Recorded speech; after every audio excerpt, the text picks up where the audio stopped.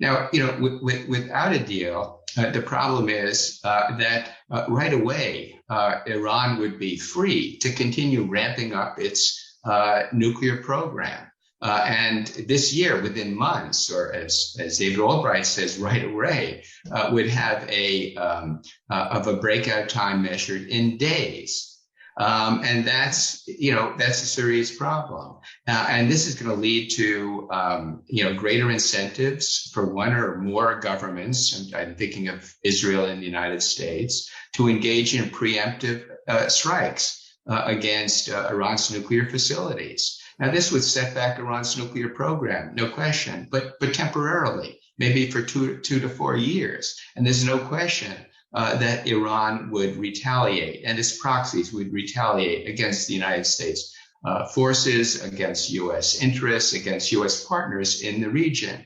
And it could lead to a major Middle East confrontation, which could draw in the United States. So I think you have to compare an imperfect revived JCPOA to no deal. And in my view, the better choice is to revive the JCPOA. It's better, much better than nothing, better than the alternative, and fundamentally about the only way we can put Iran's nuclear program back in a box. There is no other way to do it. Military action won't stop it. In fact, it could produce a contrary result. You could have Iran pulling out of the NPT altogether, and that could be dramatically destabilizing for the broader non-proliferation regime. Yeah, I don't think it's World War III if there's a preemptive military strike. I think what you have is in Iran that becomes determined, as Laura said, determined to have nuclear weapons, but to pursue it now in a covert way. To evict the IAEA, once it withdraws from the NPT, it's under no obligation to accept the IAEA presence. It would do it covertly. We wouldn't know where it stood.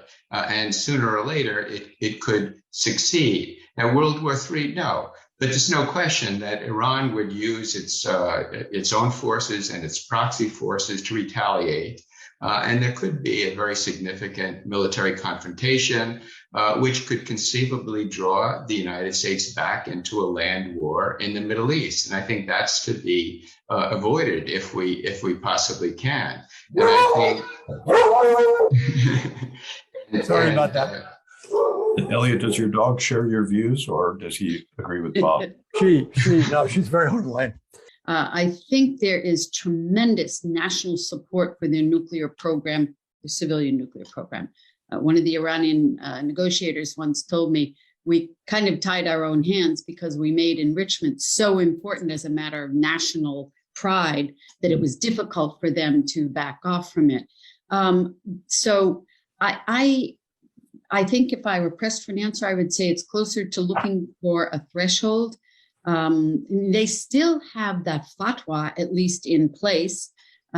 So they would have to come up with a workaround for that if they decided to go nuclear. I think they could. I mean, I've read the arguments on both sides. But I think they would be content with being able to expand their civilian nuclear program to be able to prove that their scientists can do everything short of a nuclear weapon. If they look at Ukraine, Libya, North Korea, all these cases that we all talk about, the possession and lack of possession of the weapon, not the threshold, is what really seems to have mattered more. So it seems to me the logic would be to build the weapon unless there is a strong deterrent, and that deterrent can be a feeling that their economy is going to be attacked somewhat in the way the Russian economy has been, or that there will be a military strike of some sort. I think they believed that once upon a time, the latter part about the military deterrent.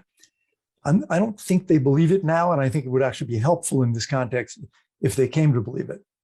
آنچه در مورد ما میگویند